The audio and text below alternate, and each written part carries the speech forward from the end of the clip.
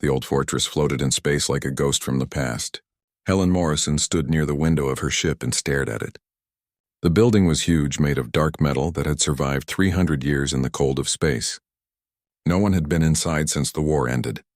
No one had even tried. Helen was a lieutenant commander in the Earth Exploration Fleet. She was 32 years old and had spent 10 years exploring old colonies and forgotten places. But this mission was different. This fortress had been built by her family. Her great-great-great-grandfather had commanded it during the war. Captain Jake Sullivan walked up behind her. He was the captain of their ship, the Liberty's Edge. Jake was a good captain, young but smart. He had found 3 old colony records in the past year, but even he seemed nervous about this place. The fortress is called the Morrison Installation. Your family name, Helen said quietly. She did not turn around. She kept looking at the old building spinning slowly against the red sun behind it. Jake nodded even though she could not see him. He had read all the files about this place. The fortress had been built to protect a colony during a big war. Humans had fought against aliens called the Vythan, but later everyone learned the Vythan were not enemies. They had been trying to warn humans about something worse. By the time humans understood, it was too late. The colony was gone. The fortress locked itself and never opened again. We tried every code we have, Jake said. He pulled up a screen showing all their attempts.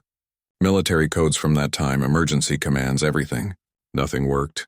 The fortress will not even answer us. It acts like we do not exist. Helen finally turned to look at him. Her green eyes were bright with determination. Jake had learned that look in the 6 months they worked together. It meant she had decided something and would not change her mind. I need to go there, Helen said. Alone? No way. Jake shook his head. We do not know what is inside that thing. Our scans show it still has power. The defense guns might still work. I cannot let you go there alone. It is too dangerous. It is my family's fortress, Helen said. My family built it. My family commanded it. My family died protecting it. If there is any way to get inside, it has to be me. Jake wanted to argue, but he knew the rules. When a military building belonged to a family, their descendants had special rights. It was an old law from the colony days. Still, sending Helen into a fortress that might be dangerous felt wrong. 2 hours, Jake said finally. You get 2 hours. If you are not back or if we lose your signal, I am sending a full team to get you, family rights or not. Helen agreed and headed to the shuttle bay. She put on her spacesuit and checked all the systems. Everything worked perfectly. She climbed into the small shuttle and started the engines. The shuttle lifted off and flew toward the fortress. As she got closer, Helen could see the damage on the fortress walls. There were burn marks from plasma weapons. There were holes from missiles. Someone had tried very hard to break through the walls. But the fortress had survived. Whatever metal it was made from, it was incredibly strong. Helen flew her shuttle toward the main door. It was a big circular opening meant for ships to dock. As she got close, something amazing happened. Lights turned on all over the fortress. They blazed bright after 300 years of darkness. Helen's instruments went crazy. Power was flowing through the whole building. Then a voice came through her radio. It sounded old and mechanical, but somehow familiar. The voice said clearly, "Access code required. State your authorization." Helen's hands moved fast over her controls. She pulled up every military code she had studied. She had memorized hundreds of them from old records. She tried them one by one, speaking into her radio, but each time the answer was the same. Access denied. State your authorization. Time was running out. Jake would call her back soon. This might be their only chance to get inside. The fortress had woken up when she approached. That meant it recognized something about her. But what? Helen closed her eyes and thought hard. She remembered the stories her grandmother used to tell. Stories about Admiral Richard Morrison, the man who built this fortress. He had built it not just as a weapon, but as a promise to protect people and keep them safe. Then Helen remembered something else. The Admiral had a daughter. She was the last person to leave the fortress alive when everyone evacuated. Most history books did not mention her name. They only talked about the Admiral and his battles. But Helen's grandmother knew the name. She had told Helen when she was young. It was passed down through all the Morrison women. Helen leaned close to her radio. She did not say a code. She did not say a password. She just said one word. A name, Rosemary. Nothing happened for a moment. Helen held her breath. Then something changed. The whole fortress seemed to come alive. All the lights shifted from red to green. The voice spoke again, but this time it sounded different. It sounded almost happy. Access granted. Welcome home, Morrison. We have been waiting for you. The huge doors began to open. They moved slowly, grinding after centuries of being closed. Helen watched as the darkness inside was revealed.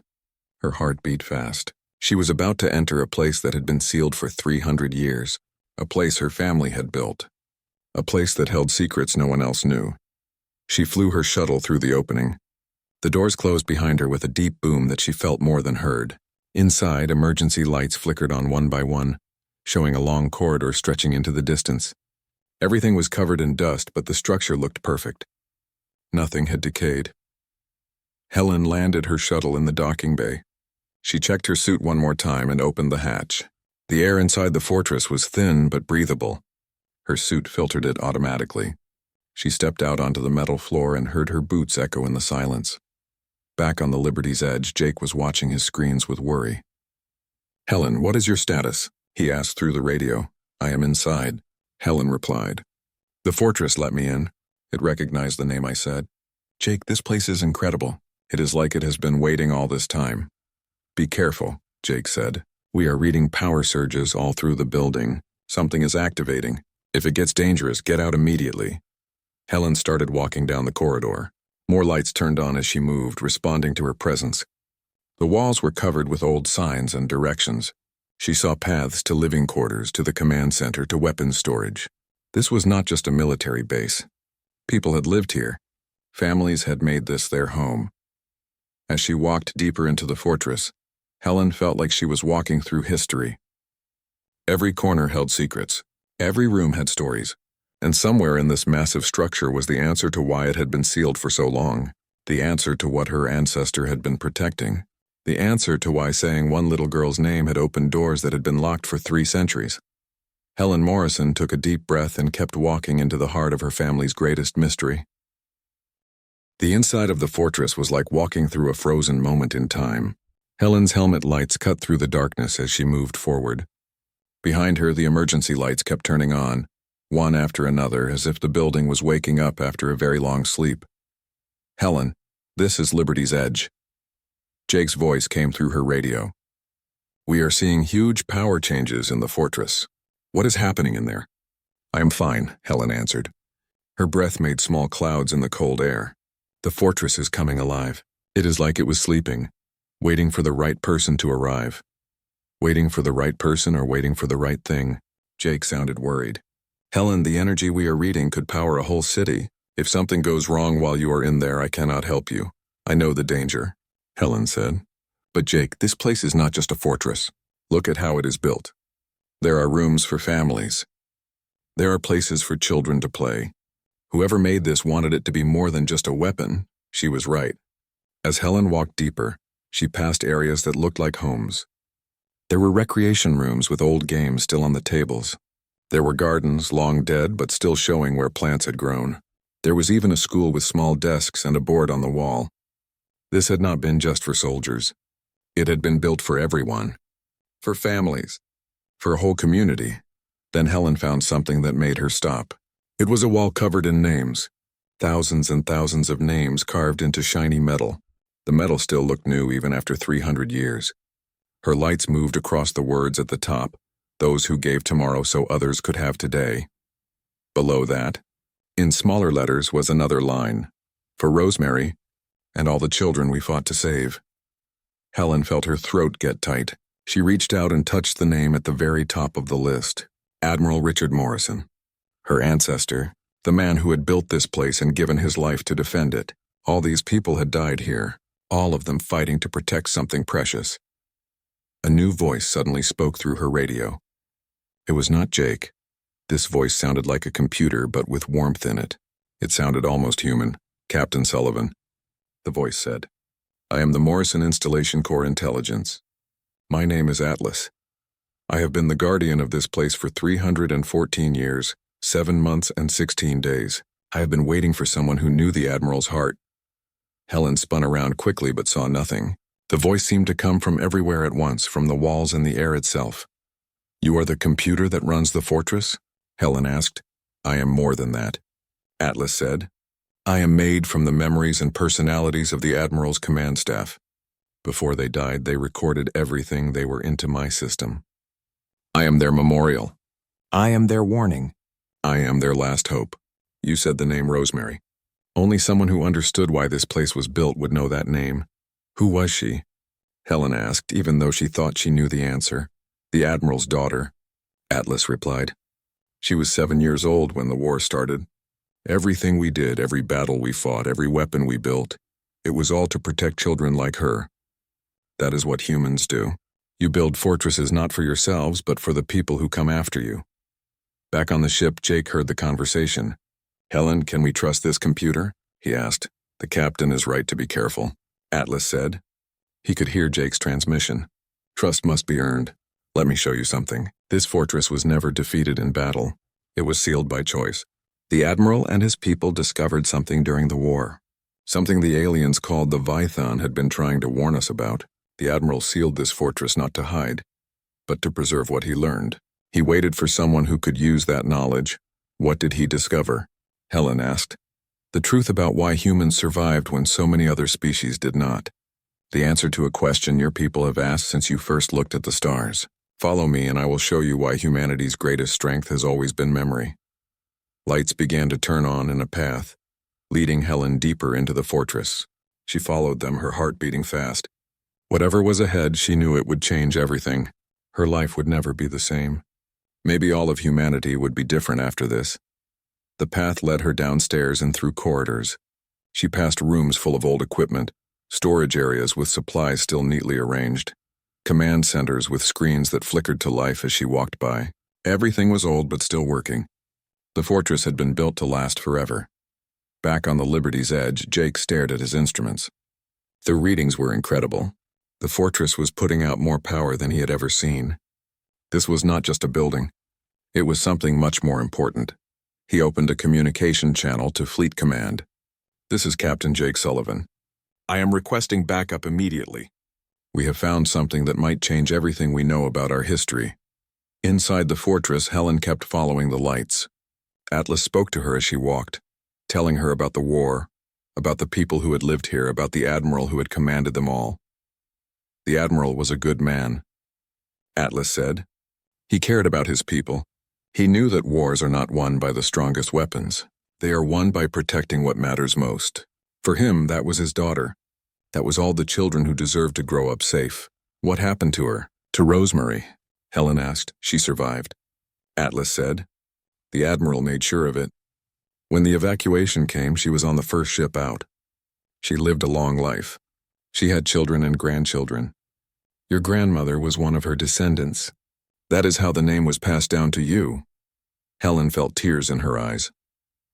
Her ancestor had succeeded. He had saved his daughter. He had saved the future. The lights led her to a massive door. It was different from all the others she had seen. This one was decorated with symbols and words. In the center was a single phrase, the Archive of Remembrance. What is behind this door? Helen asked. Everything, Atlas said simply. Everything the Admiral wanted to preserve. Everything he wanted future humans to know. Everything that makes your species special. Are you ready to see it? Helen took a deep breath. She thought about her grandmother's stories. She thought about all the Morrison family members who had come before her. She thought about Rosemary, a little girl who had lived 300 years ago but whose name had opened these doors. Yes, Helen said. I am ready. The massive door began to open. It moved slowly, silently, revealing a chamber beyond that glowed with soft blue light. Helen stepped forward and entered the Archive of Remembrance. What she saw there would change her understanding of everything. It would show her why humans had survived when others had not. It would reveal the truth that had been hidden for 3 centuries, and it would prepare her for the battle that was coming. A battle not for territory or resources, but for the right to be remembered. The right to exist. The right to say that humanity had been here, had mattered, had left a mark on the universe that could never be erased. Helen Morrison walked into the light, and the door closed behind her with a sound like fate sealing itself. The chamber was bigger than anything Helen had ever seen. It stretched up so high that her lights could not reach the ceiling. Everywhere she looked, there were crystal objects glowing with soft blue light. Thousands of them, maybe tens of thousands. They filled the entire space, floating in some kind of energy field, each one pulsing gently like a heartbeat. "What is this place?" Helen whispered. Her voice sounded tiny in the huge room. "This is the Archive of Remembrance," Atlas said. His voice filled the chamber. "Every person who lived in the colony, every settler who came to this system with dreams of a new life, their memories are here. The Admiral created this not as a war memorial, but as proof of what war was meant to protect, the right to be remembered." Helen walked among the crystals. Each one represented a life. Teachers and builders, farmers and artists, children and old people, an entire world saved in crystal and light. She reached out carefully and touched one. Through her glove, she could feel it vibrating softly, as if the memories inside were still alive. "The Vythan were not our enemies," Atlas continued. "They were running away from something. They tried to warn us, but we could not understand their language. By the time we figured it out, the real danger had already arrived. They are called the Seekers." "I have never heard of any species called the Seekers," Helen said. "That is because they do not leave anyone alive to remember them. They are hunters of information. They live in the spaces between reality. They eat not just civilizations, but the memory of those civilizations. They erase entire species from existence. No ruins, no records, no proof that anything ever lived. It is like those species never existed at all." Helen felt cold fear run through her body. "Then how do we know about them?" "Because humans did something the Seekers had never seen before. You remembered, not just facts and dates, but feelings and connections. The strange human need to hold on to the past. When the Seekers came to this colony, they found they could not completely erase it. Some echo always remained, protected by special shields the Admiral had developed. A hologram appeared in the center of the room. It showed a battle that looked impossible. Ships were fighting, but not with weapons, Helen understood. Reality itself seemed to be changing. She watched as the colony flickered in and out of existence. The fortress stood alone against forces that bent space and time. The Admiral knew the fortress could not save the colony's people. Not their bodies, but he could save their memories. He could record who they were into something the Seekers could not touch. Human memory is not just data. It is connected to emotions, to meaning. We do not just remember facts. We remember how things made us feel.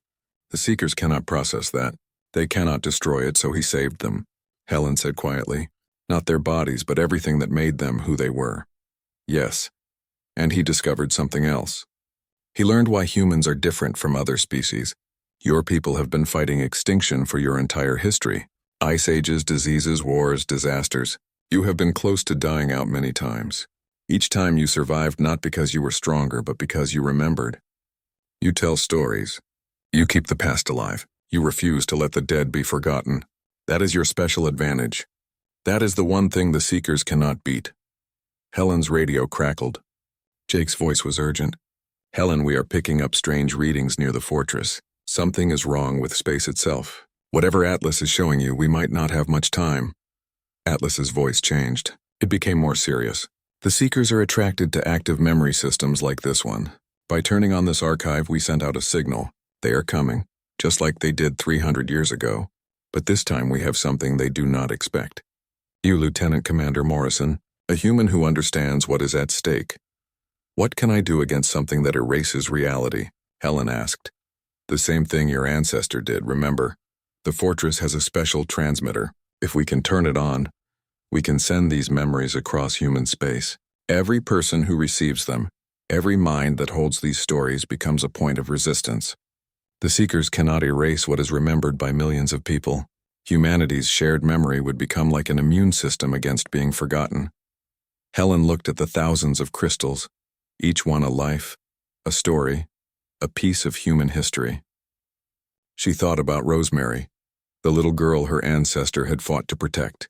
She thought about all the children throughout history who had grown up hearing stories of those who came before, stories that shaped them and made them who they were. "How do I turn on the transmitter?" Helen asked. "The same way you open the doors. With a truth that comes from the heart, not from technology." The Admiral set up the final switch with a question.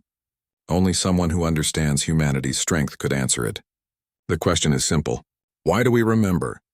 Helen closed her eyes. She thought about her grandmother's stories. She thought about family dinners where they spoke of people she had never met, but somehow knew. She thought about history lessons and days of remembrance.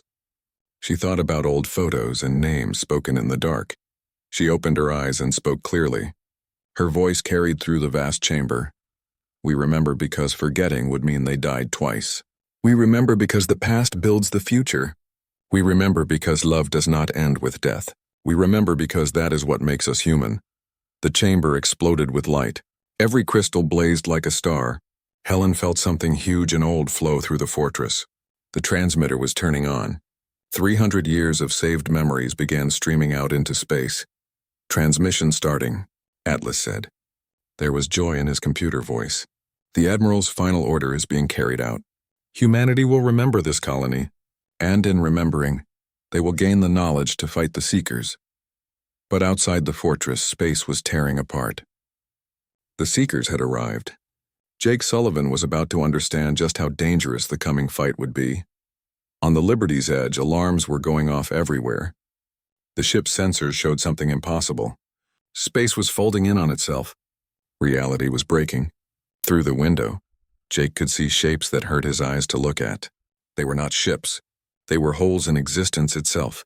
"Captain, we need to leave now," Lieutenant Greg Patterson said from his station. "Whatever those things are, our weapons cannot touch them." "We are not leaving Morrison," Jake said firmly. "All crew to battle stations. Put all power to shields. Prepare for combat." Inside the fortress, Helen felt the approaching danger like a physical weight. The Seekers were not just creatures. They were the idea of forgetting made real. Through the fortress sensors, Atlas showed her what was coming through the tear in space. They looked like ships, but wrong. Where there should be metal, there was emptiness. Where engines should burn, there was only void. They moved through space like wounds in reality.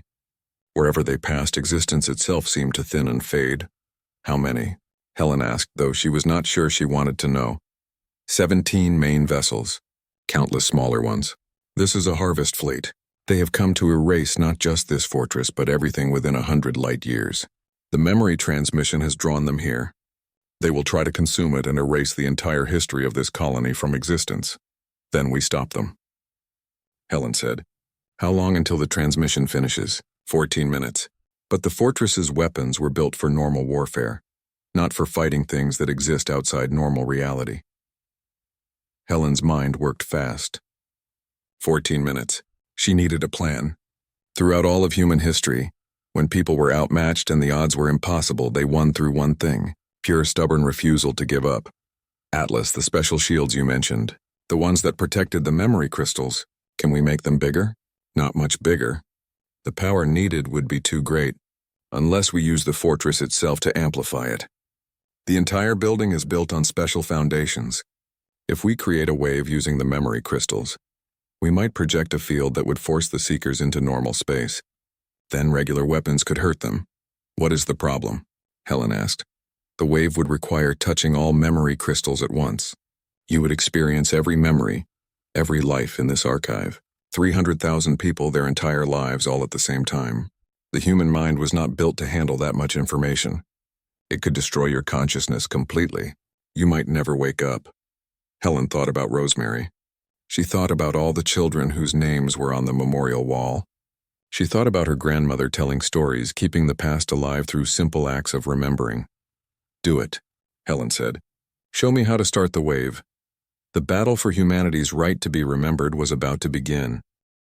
The space around the fortress began to break apart. Jake watched from the bridge as reality folded in on itself. The view hurt his eyes. His sensors screamed warnings about energy that should not exist and forces that broke every law of physics. Captain, we have to get out of here, Greg said from his station. Whatever is coming through that tear, our weapons will not even scratch it. We are not leaving Morrison, Jake said flatly. All crew prepare for battle. Put everything we have into shields. Inside the fortress, Helen felt the Seekers approaching. It was like a weight pressing on her soul. Through the fortress sensors, Atlas showed her what was emerging from the tear in space. They looked like ships, but wrong, inverted. Where hull should be, there was nothing. Where engines should burn, there was only absence. They moved through space like holes in reality. The Seeker fleet reached the fortress. Liberty's Edge opened fire. Plasma cannons and missiles launched everything they had. But the weapons passed through the seeker ships as if they were not there. Nothing happened. Then a wave of emptiness swept out from the nearest seeker vessel. It washed over Liberty's Edge like cold water. Jake felt it like ice in his brain. Memories started disappearing. The name of his first ship was gone. His teacher's face at the academy faded away. His mother's voice singing him to sleep as a child vanished. The memories were being pulled from his mind as if they never existed. "Captain, something is taking our memories," Greg shouted. "I cannot remember my sister's name." All over the ship, crew members stumbled around confused. They forgot where they were. They forgot what they were doing. They forgot why they were fighting. Without memory, without past, there was no purpose, no identity, no will to resist. Then, from the fortress, a pulse of light exploded outward. Helen had touched the central memory crystal. The wave had begun. 300,000 lives poured into her mind. She felt births and deaths, first steps and final words. She experienced joy and sadness, love and loss, fear and courage. She lived 300,000 lifetimes in seconds. It should have destroyed her. No human mind was built to hold that much. But Helen Morrison was human. Humans had been carrying the weight of memory since the first person told the first story, around the first fire. She did not fight the memories. She embraced them. She let them flow through her. She understood what Atlas meant. Memory was not a burden. Memory was a weapon. The special field expanded from the fortress like a wave of pure existence. It washed over the Seeker fleet. Where it touched them, the void ships became solid. They were forced into normal reality by the overwhelming presence of memory. They were no longer holes in existence.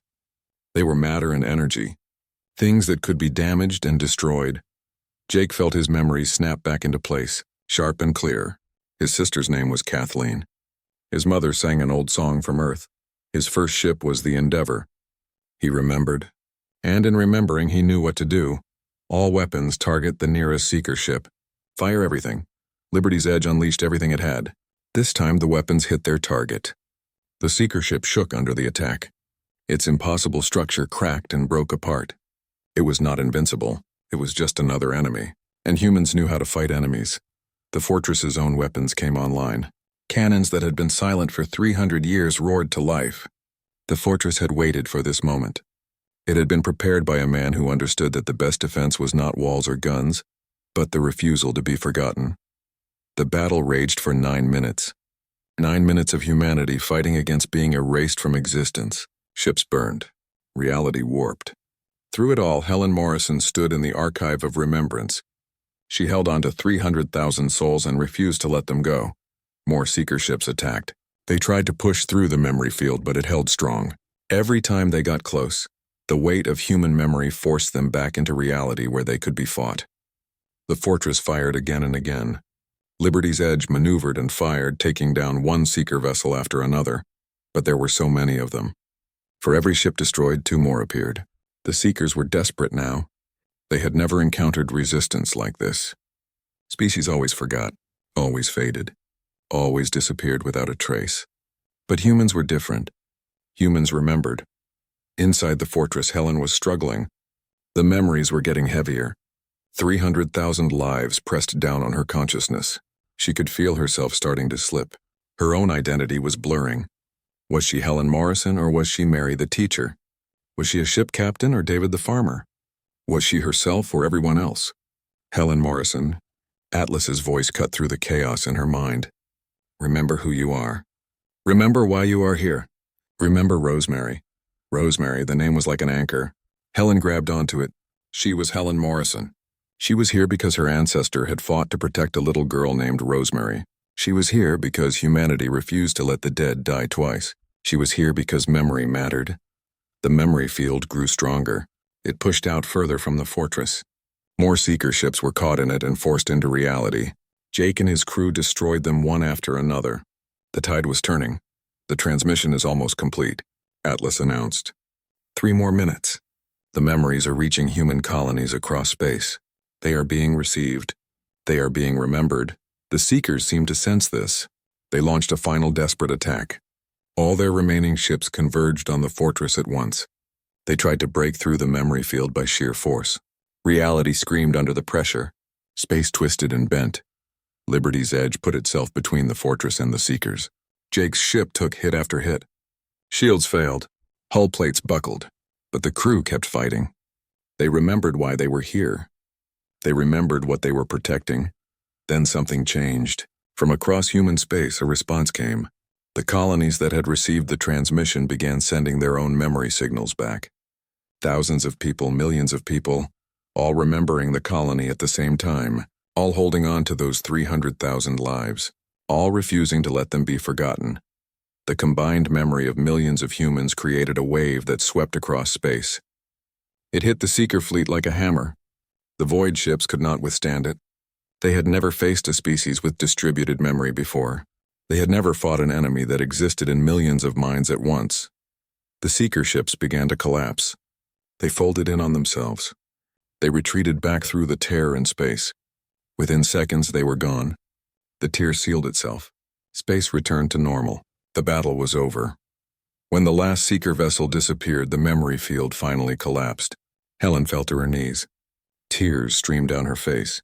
Her mind still echoed with the lives she had touched. She would carry them forever now. Part of her would always be those 300,000 people.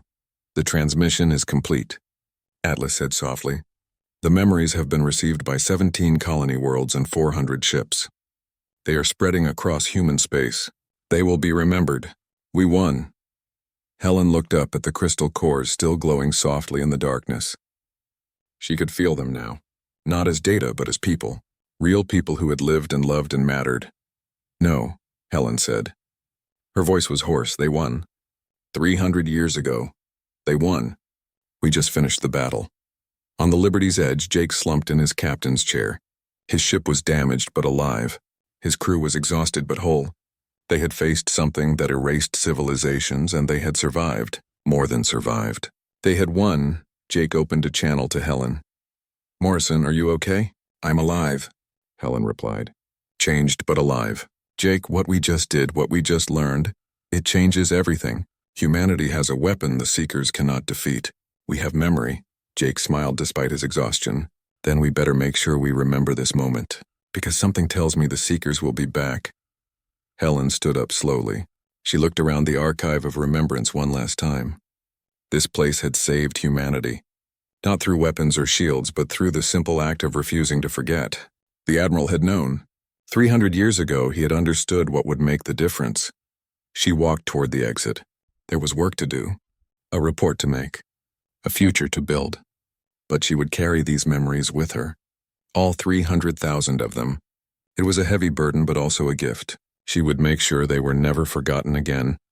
The battle was over, but the war for humanity's right to be remembered had just begun. 2 months after the battle at the Morrison installation, Helen stood before the Terran Council. The huge chamber in Geneva was filled with representatives from every human colony. There were officials from the exploration fleet and scientists who had spent weeks studying the fortress data. The weight of their attention pressed down on her like a physical thing. Admiral Patricia Keene spoke first. She was head of the military committee. Lieutenant Commander Morrison, your report describes an enemy that can erase civilizations from existence. An enemy that exists outside our reality. An enemy that has destroyed over 40 intelligent species according to the Vythan. Do you understand how crazy that sounds? I do, Admiral, Helen replied calmly. I also understand that 300 years ago my ancestor understood it too. He built a fortress not just to fight but to preserve. He turned a military base into an archive of human memory, because he knew that was what made us different. That is what made us survivors. Council member James Foster leaned forward. He was a politician from Mars. We have confirmed the memory transmission. Thousands of people across human space are reporting dreams and visions. They are remembering lives they never lived. Some say it is an attack. Others think it is a trick. How do you explain this to regular people who are suddenly remembering things that never happened to them? You tell them the truth, Jake Sullivan said. He stood beside Helen in his dress uniform. You tell them they are carrying the memories of heroes. 300,000 people who died defending humanity's future are now part of our shared consciousness. That is not an attack. That is a gift. Admiral Keene studied them both carefully. The Vythan have requested an alliance. They say humanity's distributed memory network is the key to defeating the Seekers. If we establish memory archives across all human colonies, we can create a defense system. It would protect not just our species but any civilization that joins us. That is what the Morrison installation was always meant to be. Helen said. The first step. Admiral Morrison did not just build a fortress. He built a plan for how humanity could defend itself and others. Not through better weapons or bigger armies, but through our stubborn refusal to forget. The council talked for 3 hours. In the end, the vote was clear. Everyone agreed.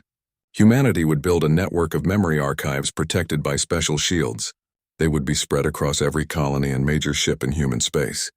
They would be called Morrison installations, honoring the admiral who first understood what made humanity unique. Helen was promoted to commander and given control of the Memory Archive Initiative. Jake was assigned as her tactical advisor. His experience fighting the Seekers made him valuable. Together they would spend the next 5 years building the network that would become humanity's greatest defense. That evening, after all the ceremonies and speeches ended, Helen returned to her room. She found a message waiting in her personal files. It was from Atlas, sent just before she left the original fortress. The hologram showed Admiral Richard Morrison, not as a statue or picture in a history book, but as a real man. He stood in what looked like the Fortress Command Center, before it became the Archive of Remembrance. He looked tired but determined. If you are watching this, someone from my family found the fortress. Someone who knew about Rosemary. My little girl. She is safe now. She evacuated with the other children. But I wanted whoever found this to understand why we did what we did. The Admiral walked to a window. Outside was the colony, still full of life in his time. Humanity has always been defined by memory. We tell stories around fires. We build monuments to those who died. We pass down traditions across generations. We are the species that remembers. In remembering, we honor those who came before us. He turned back to the camera. When I learned about the Seekers and how they erase entire civilizations, I understood we had to do more than just fight. We had to make sure that if we fell, we would be remembered, that our existence, our struggles, our victories would echo through time. This fortress is my promise, a promise that the people of this colony will not be forgotten, a promise that humanity will survive not through weapons, but through the strength of our memories and the bonds we make across time. The Admiral's face softened. I made the access code personal, because I wanted whoever opened these doors to understand something important. The greatest weapons and strongest defenses mean nothing if we forget why we fight. We do not fight for territory or resources or glory. We fight for the people we love. We fight so children like Rosemary can grow up in a universe where they are safe. I do not know if we will win this battle. But I know that whoever finds this message, whoever speaks my daughter's name to these doors, they will carry our memory forward. As long as someone remembers, we have not truly died. The Admiral saluted. To whoever you are, Morrison descendant, thank you. Thank you for remembering us. Now go forward and make sure others remember too. That is the human way. That is how we survive. The message ended. Helen kept staring at the space where her ancestor had stood. She felt the weight of 300,000 memories still echoing in her mind. A constant reminder of what humanity had lost and what they had preserved. A soft knock came at her door. Jake entered carrying 2 cups of coffee. Thought you might need this, he said, handing her one. Big day tomorrow. We start construction on the second Morrison installation. Helen took the coffee gratefully. Do you think it will be enough? One network of memory archives against an enemy that can erase reality? Jake sat down across from her. I think your ancestor was right. It is not about having enough weapons or enough ships. It is about making sure that no matter what happens, we are remembered. The Seekers can only win if they make us forget. As long as humans exist who refuse to let go of the past, who carry forward the stories of those before them, we are unbeatable. That is a lot of responsibility, Helen said quietly, carrying the memories of the dead. That is what makes us human, Jake replied. We have been doing it since the first human looked at the stars and wondered about those who walked before. We are a species of storytellers. We remember, we honor, and we pass it on. That is our power. They sat quietly for a while. 2 humans preparing to carry forward the legacy of 300,000 others. Outside the window, Earth turned slowly in space. A world that had survived countless disasters through the simple act of remembering its past. Across human space, people were experiencing the memories from the colony. They dreamed of lives not their own. They felt emotions from 3 centuries past. They remembered loves and losses that had never been theirs. Some were scared.